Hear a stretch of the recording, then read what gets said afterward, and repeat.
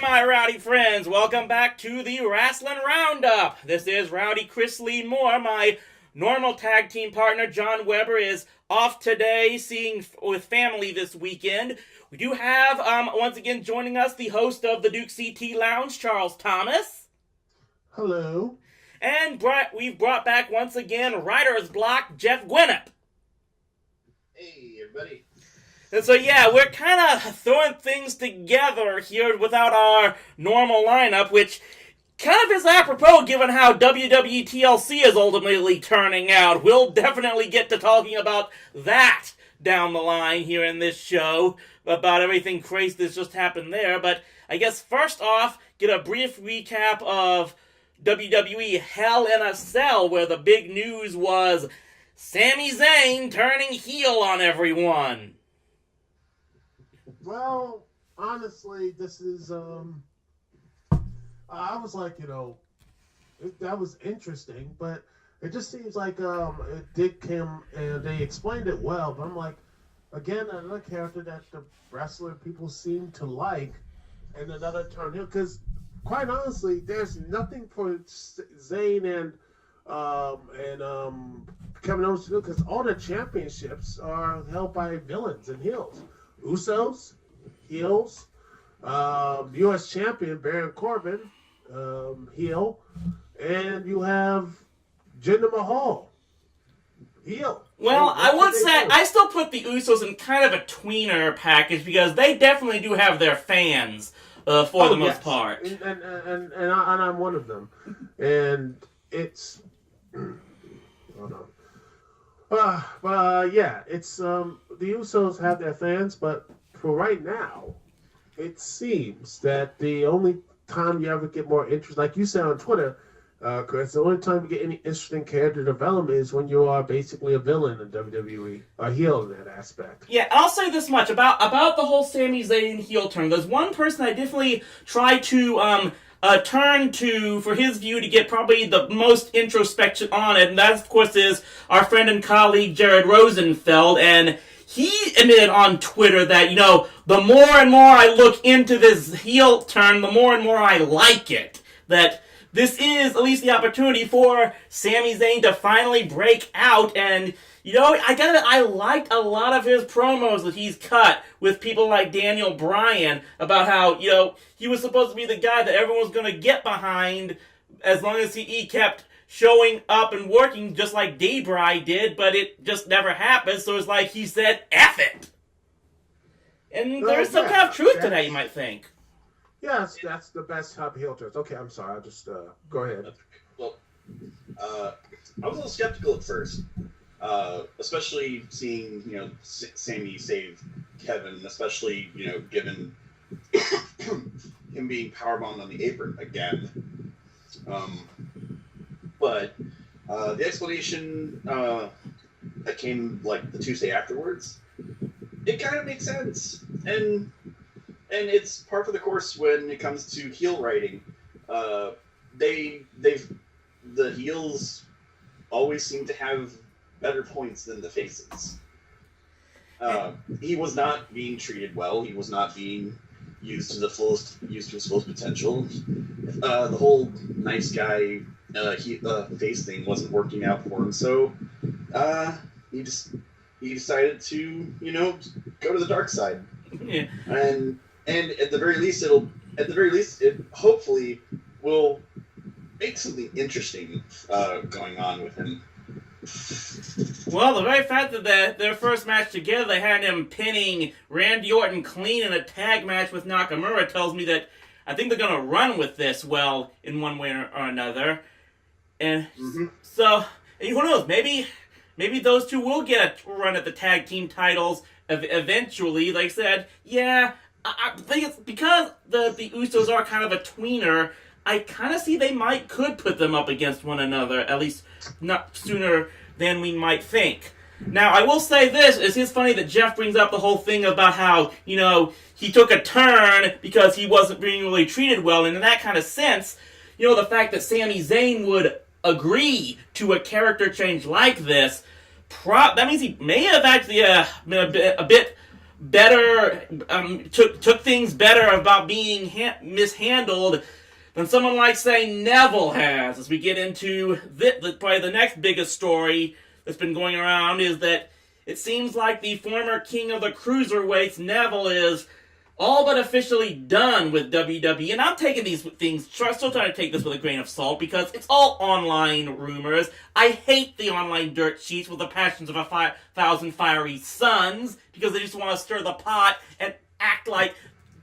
wrestling dirt sheets, they're worse at pretending to be real sports journalists than pro wrestlers are at pretending to be real athletes. And you know my take on that. But... yeah. But just, we'll end that there. But like I said, just... supposedly, the story is that Neville not happy with his position in WWE, especially after they made him drop the cruiserweight title to Enzo Amore, and it seems like they're just right now. It's a situation where he's basically done performing for them, and they're just trying to find a way to get him out of his contract. It looks like. Well, I think that's. Oh, go ahead. Yeah. Go ahead. You go ahead. Yeah, Jeff. Honestly, I can't really... I mean, I don't blame him so much as, especially given how they wrote him and essentially the other cruiserweights out of title contention to set up Kalisto. Mm-hmm. With the whole the whole thing about no one can touch me or else they forfeit their title shot. Right. Which, like I said, set up for Kalisto because he wasn't part of the division when that happened. So, and I mean, I like Kalisto as the cruiserweight champion so far, but the way they went about it, I mean, just seems kind of wrong. They kind of wrote themselves into a corner there, and they ended up screwing Neville in the process. Well, it makes you wonder if perhaps the fact that they went with Kalisto instead of Neville makes you wonder if perhaps they even when they first gave the belt to Enzo, thought they kind of saw the writing was on the wall with Neville, because supposedly this has been going on for a while. His lack of satisfaction, so to speak, is supposedly tied into the fact that WWE left his opening card, his pre-show match from WrestleMania 34 against Austin Aries off of the WrestleMania DVD, which ended up costing him royalty payments off of those DVD sales. Combined with the fact that he's hearing that Aries himself, who has, of course, since departed from WWE, is reportedly making more money on the independent circuit. To me, that kind of, it just comes to a situation of, at the very least, it's the fact that, they've stockpiled so much talent that now they're getting some people that almost they have no choice but to give them the short stick, and I get that some people would be upset about that for what it's worth.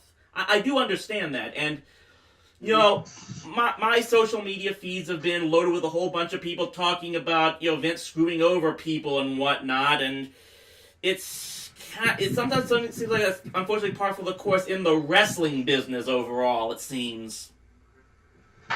Yeah. Especially with, the more carny type businesses. Yeah, that's exactly what I'm talking about, because this is what I'm getting to. I never want to I don't like coming off sounding like I'm some sort of Vince McMahon apologist or anything, but I know the person has, he's committed some rather shady deals, particularly with his performers over the years. We're coming up on the 20th anniversary of the Montreal Screwjob, if you want any more proof of that.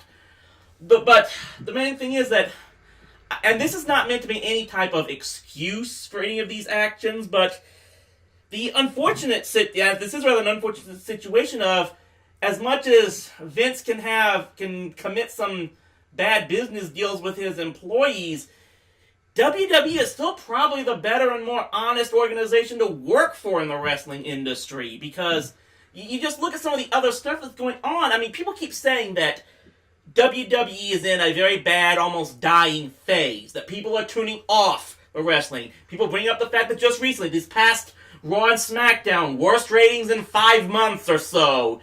They talk about it. Everyone's willing to post up images on Facebook about blacked out seating areas in arenas and stuff. Now, like I said, I was just at a house show a few weeks ago at the College Park Center here in Arlington.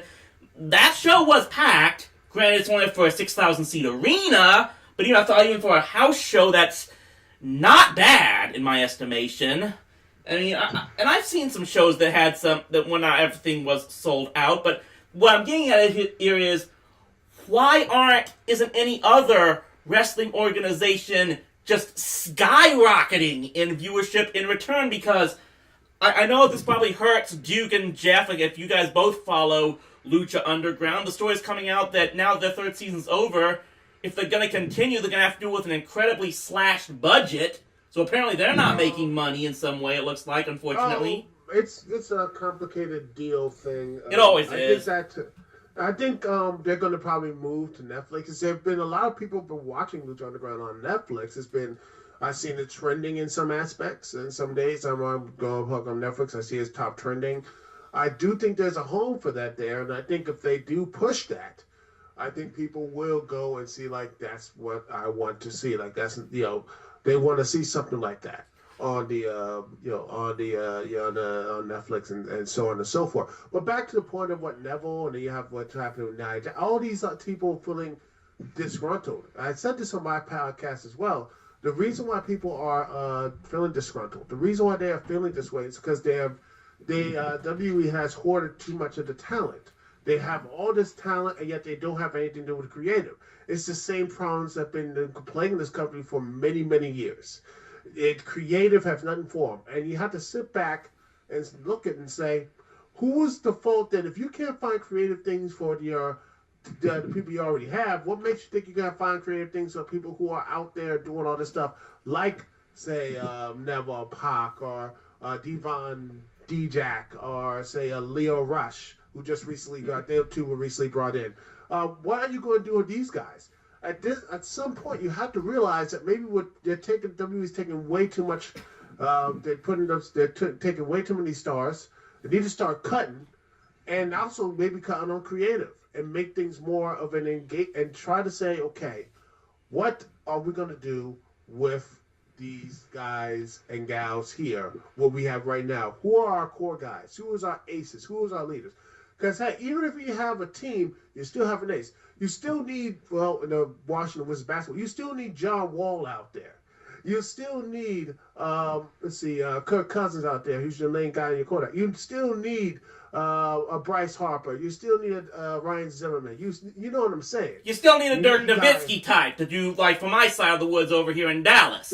I mean, exactly. It is got on a situation where the Mavericks are having to completely rebuild their team right now. Everyone's all hyped up about this Dennis Smith Jr. guy that, I'm heading down to American Airlines Center once this thing wraps up to go check him out, but ultimately, they still got to rely on what we call the big German in Dirk Nowitzki down here. But I will agree with you in that they probably are getting overstocked on talent. That is, I think, definitely a concern. Now, I will say this: you brought up Nia Jax. I'm not 100% sure if her current leave of absence is a disgruntled thing. Alexa Bliss did report to say that it's more just a matter of that she's just kind of tiring and burned out from the extreme schedule. And that's another problem I think that WWE is suffering from is I think the workload kind of wears these people down as well. And I've been a proponent for many years, actually, that I wish all of their guys, especially even their top stars, would be given official leaves of absence at some point in a year to rest and recharge, so to speak. But I'm not completely willing to write off Nia Jax on her way out in WWE as of right now. Funny thing, one problem could actually help with the other, if you think about it. Bear with me. Sure. You have all these talented people, all these stars. Yet you don't don't quite know what to do with them yet. Have them have feuds that come in like seasons. Mm-hmm. Just It's a storyline. Story like a regular TV. Storylines have seasons. Yeah. Some have season-wide arcs, some have like little mini arcs and stuff. But you can do the same for someone else. You can. Yeah, I think I get what you're talking about here. Like, I've never been a proponent of those. I've never agreed with people who claim that WWE should fully have an off season, so to speak, because you do risk losing some audience there. But yeah, if they gave one group of superstars a break at one point in the year and used that period of time to give some other people the opportunity to work in their own storylines and rivalries, that could keep things fresh, maybe for a full 54, 52 week year, and while giving some people the rest and other people the opportunity to show themselves. Well, I would say that, but you look at like Lucha Underground, for example. People seem to the old saying, absence makes the heart grow fonder. And they take regular breaks like any other mid-season show, and when that happens, they seem like, okay, it rests, people come back, and it's more interesting stories happen, interesting stuff happens. And, like you get people, they get more creative ideas, what they can do with the wrestlers and so on and so forth. I truly wish that WWE could have that. They could actually have that off season, a season finale for a week or a month, so good guys can rest up here. The writers can sit back and say, okay, what can we do for each of these characters? What is their plan, so to speak? What is their trajectory? Because right now, there's a lot of aimlessness going on. Perhaps. And again, the Vice article, which I don't know if you read that yet, but just like they still write on the fly. Saying, okay, we're just going to do this, that, and the other, just random stuff in. They need to have a structure. They need to have something to really say, okay, here's our plan for the next 4 or 5 weeks, and here's our backup plan, yada, yada, yada. Make these guys and gals seem important. Make the matches seem important. And when what is the last time I've ever seen WWE, even what's going on right now, it's interesting because of the backstage stuff.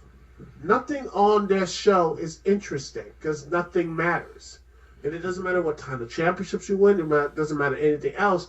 If nothing matters in the ring and in the storylines, then there's no point for the characters even me watching the show.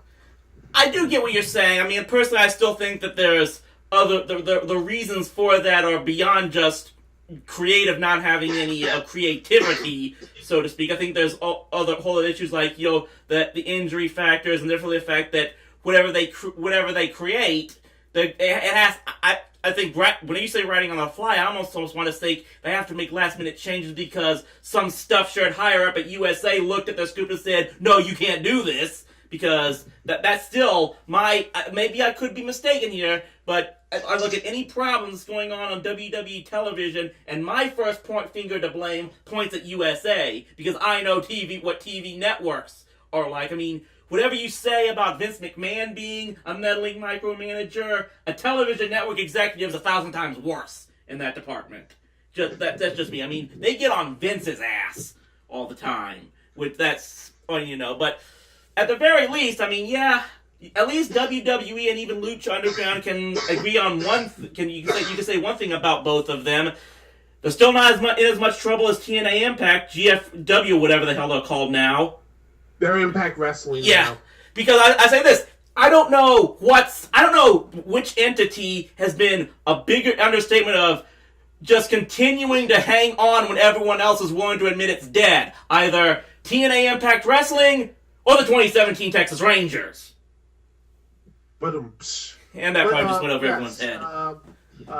Yeah, it seems like, and even better, they're new. Did you know that they actually have a streaming service now? Impact, I think I did hear that. I believe I did hear about that. Oh, well, yeah, it's Global Wrestling Network, and let me tell you, they barely even promoted it, not even on their shows. They barely promoted it. With the WWE Network, you knew they couldn't get a TV deal or anything else. You know what they did? They promoted it over and over again about this online service. Yeah. Months, weeks, and everything else. Yeah, if TNA's got a streaming service, I think I'm still gonna save up for when Disney Life comes to this country instead. Oh, yes. And even better, guess what? About their streaming service, which I'm not making any of this up. It is so bad that it is, it is a WordPress site that, that actually, it's a non-secure WordPress site that actually can steal your credit card information if you put it up there. I don't know rumors that they fixed it, but wow, that is sad. Meanwhile, I want to say I hope that our buddy here and coworkers doing okay. I apologize for I know it's not his fault. I apologize for the coffee noises. I really hope Writer's Block's doing okay over there. Yeah, I think he caught the same thing with Roman got right now. Yeah, that kind of brings us. That's probably a very unfortunate way to segue into talking about the TLC pay-per-view, which, you know me, I try to play the glass is half full card on as much as possible, but yeah, this TLC card is kind of becoming a train wreck thanks to the unfortunate invasion of meningitis, looks like. That both Roman Reigns and Bray Wyatt are out for TLC in their respective matches due to this viral outbreak that appears to have infected the WWE locker room in its place for the main event of TLC, which has now a 5-man team of The Miz, Sheamus and Cesaro, Braun Strowman, and the returning Kane. Now it's 2 members of the Shield, Roman Reigns it's Seth Rollins and Dean Ambrose, and replacing Roman Reigns is Kurt Angle, coming back and performing in the WWE ring for the first time in 11 years. And I will admit, it's at least got me intrigued to see Angle back and what he's going to do. Yeah. Oh, yes. And meanwhile, Daniel Bryan is just sitting there and they're like, what? He's probably looking... By the way, he just had an interesting Twitter. He's like, interesting. Yeah, he is a little bit like, yep. He's probably going to be like, oh, yeah, he's definitely leaving. I imagine he just threw in one little motherfucker. We'll wait and see where that goes. But in the meantime, also, that means that now Finn Balor, and this is the thing that disappoints me, is because I'm probably once again going to be the lone wolf in saying this, but I really liked where the Finn Balor versus Bray Wyatt feud was going, just because it was finally forcing Finn Balor to be some sort of character and have some sort of personality. And I actually liked the idea of what they were doing. In fact, that Sister Abigail was in Bray Wyatt's head all this time. I think it's almost like he was playing mind games with Balor and his demon persona and saying, we're more alike than you think. But that's been thrown out the window for now, and now they're having to throw AJ Styles of SmackDown to the wolves against Finn Balor, and yeah, people online... The Great Pumpkin versus, it was the Great Pumpkin, though. I'm sorry, that demon it looked like the Great Pumpkin, Charlie Brown. I'm like, no. I just looked at that, I was like, that's what it was. And then you have AJ Styles coming, and I'm like, I think the match would be better, and a lot better than what we would have had, because the last couple times they fought was just, oh gosh, it was terrible. And here's hoping, oh goodness, in the screenshot, I should hopefully I could find I found this screenshot for Demon versus AJ Styles in the Turkey Souvenirs in TNA.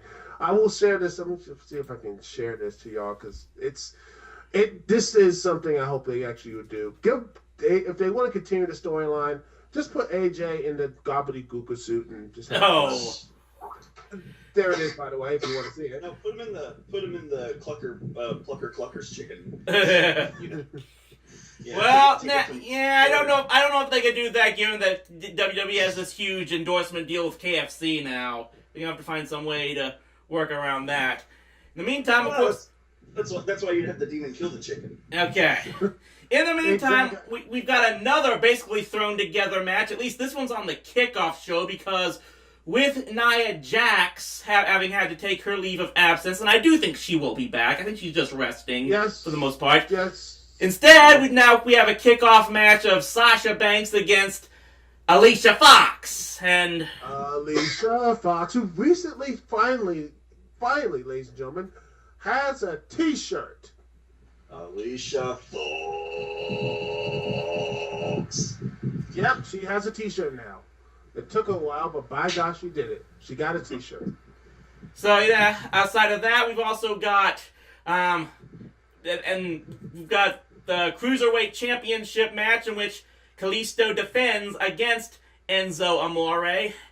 I guess this might be the chance to see whoever wins this match. I think is going to determine whether or not this people have accused putting the belt on Kalisto as just being some Eddie Guerrero tribute.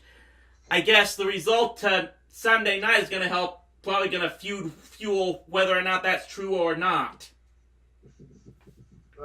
I think it's going to be a decent match. The Lumberjack match was, what I saw, was pretty good. But overall, I think it's going to be something not really as memorable or anything else. Even with Enzo, that the Cruiserweight division to me, just is not clicking with the WWE right now. It just is not, and I think that's one of the issues. It's not clicking. There's not much really. Any more of a there's nothing really synergy. It just feels like even with Enzo, it feels like it's not really a part of the show.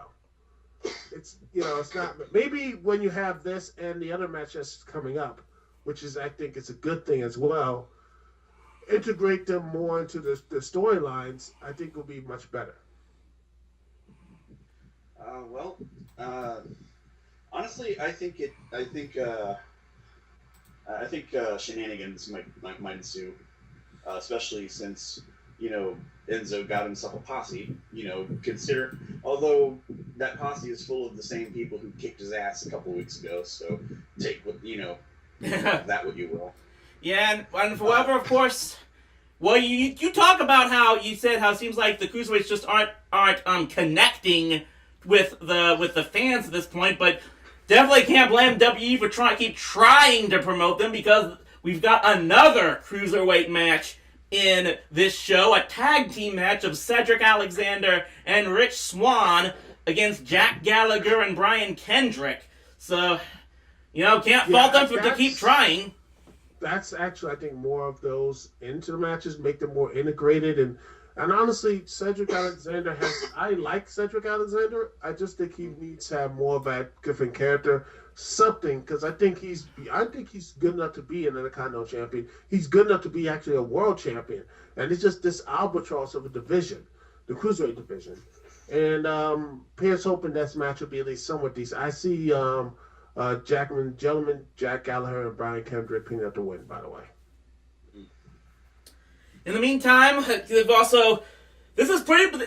what I will say, at very least, about this TLC show is that it's kind of a very diverse show because we've then got 2 women's matches taking place in here. First off is the one everyone's talking about, the debut of the Empress of Tomorrow, Asuka, going up against Emma. Is anyone expecting this match to last more than a minute? It'll last a little bit longer. It'll last 2 minutes. As I think, isn't Asuka still trying to recover from a broken collarbone? So it won't be too much. Yeah, fair enough. That, and I think that everything they're doing right now is, especially when I said that when they had Emma win that 5-way match to put her first, to saying, yeah, they're gonna try to squash her and just make her look as dominating as possible, which makes me afraid that they're gonna just throw her and strip that belt from Alexa any day now, and just rush her about almost as fast as they rushed Finn in his WWE debut. And like I said, look, and you know me how I've been a total mark for Alexa Bliss for almost this entire year now. But there is... Have the strength of what? But there is one person I would not mind Alexa Bliss dropping the title to right now And it's the person she's facing this Sunday, Mickie James. I really have liked this feud. Now listen, I love Mickie James, her first go-round for the longest time in WWE, and I look at how Mickie James has been portrayed in this build-up, and it's everything right that Bayley was doing wrong. Mickie has just come out of someone who's looked at an insulting, mean girl, bully personality like Alexa Bliss, and she's just coming back and saying, I'm not going to be intimidated by you, little girl. I mean, exactly, and it's just it was interesting that they're doing something with Mickie James. I've almost forgot about her, and I don't think she's going to win the match here. I think she's going to get one last good. I think it'll be a good match overall. I think it'll be a really good match. And I think Alexa will win. I think she holds the championship until maybe Nia Jax, when she's 100%, comes in and wins the belt, and then she holds the top to WrestleMania until Asuka comes in and wins, and then have her drop the title when she first loses. Even though I think she should have lost at the last NXT TakeOver to Ember Moon. I'm with you there. I still don't know why they didn't do that. And it's cutting off the nose, despite the faces, and trying to book for these some of these small time internet fans. Which at the end of the day, it's going to blow back. It's going to blow back hard. And it's just overall, I think they're building Asuka a ton. I'm worried that this is going to probably blow back, and we're going to have same thing as Shinsuke Nakamura. That type of thing it's so big, so. Oh my gosh, it's amazing! And then when she's not really, and she's underwhelming, people are gonna be like, "Man, I'm not gonna care about her," and such. But that's my thing. I will say this: look, given the fact that it's always been stated that Alexa was the reason that Mickie James came back to WWE, I would not be surprised if they did drop the title back for her, giving her maybe that one last title run to tie Trish Stratus for most women's titles all time, and maybe buy them a little more time for Asuka to get fully healed, because my gut is saying is they want to put the belt on Asuka ASAP, and probably not even thinking about Nia Jax. And if that's the case, then if I was Nia, I really would be upset. I mean, I think keeping the belt on someone like Alexa, who has always been a longtime friend of Nia and everything, I don't think she'd be that upset about. But then they bypass her to just hand it back over to Asuka, who again, I'm with you. They think that her not passing the torch to Ember Moon was just a huge mistake. And this is obviously someone that a guy like Triple H is majorly big into, thinking she's going to be some next superstar. We're going to have to wait and see how that translates to her making her way on Raw. But, I mean, at the very least, this is the one match I'm looking forward to seeing. Because these are probably two of my favorite performers all time, in present and past, perhaps, currently, right now. And this is one I think will be entirely worth watching. I would like to make all denials to me having created any type of NSFW fan fiction involving those two. Those rumors are completely false. But don't say you were tempted. I won't. But no comments. Yeah, absolutely.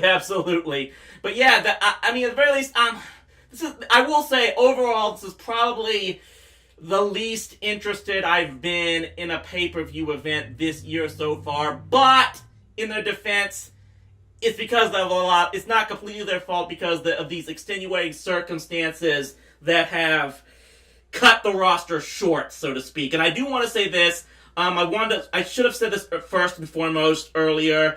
I do want to wish Roman Reigns, Bo Dallas, Bray Wyatt, I think JoJo got inflicted as well. All of them. I want to wish them a speedy recovery as possible. Supposedly, you can heal from meningitis in about 7 to 10 days, from what I've read about from the CDC and stuff. So they shouldn't be out very long. Let's just hope they get better soon. Yeah, hopefully they will get back to it because they are, well, regardless of what we say, these are really good performers, and they have entertained millions of people worldwide, and here's hoping that they get better and better soon because but they are well liked, and honestly they are the core, they are the pillars of what the WWE are right now. So I hope that everything works out for them and they get better soon. And by that same token, I really hope that our partner here, Jeff, gets better soon from whatever is inflicting him. It's been kind of painful having to listen to this coughing. I'm sure it's got to be worse for you to have to endure it. I'm really sorry. I didn't know you were having to deal with anything right now. Yeah, it's something I've been dealing with for the past few months. You know, it's pneumonia, and then it's like just a lingering cough, and it's just one of those things that just does not want to go away, no matter how hard you try. Yeah, I feel it, man. I mean, I deal with allergies, so I kind of know what having to deal with chronic issues all the time. But yeah, best of luck for you. In fact, that's probably another one of the reasons, along with this Mavericks game, why I figured we need to get this done as early and as short as possible. So hopefully, you go rest up, drink your juice, your chicken soup, everything, and get yourself better as soon as possible, man. Oh, thanks. Appreciate it. Yeah, and on that note, same here, man. Yeah, and on that note, definitely, thanks for everyone for tuning in here.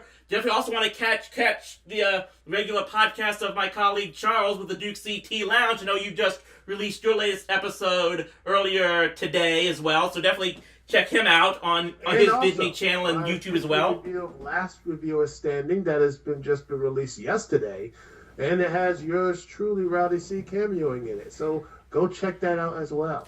Absolutely. And meanwhile, on my site, this coming Monday should be the public release of the next TV Trash, reviewing the Greatest American Hero web series revival that came out in 2009. Meanwhile, if you're subscribed to my Patreon, that same day you should get the third episode of Rowdy and Friends, which of course guest stars my good buddy Jared Rosenfeld, which I really hope to get on here sometime. John's been also saying that we'd love to have Rosen on the show and get his insight, being a guy who's not just a wrestling fan, but is training to be a pro wrestler with PWG down in SoCal at this very moment. Always wish him the best in his endeavors in that, and hopefully we can get them on here at some time.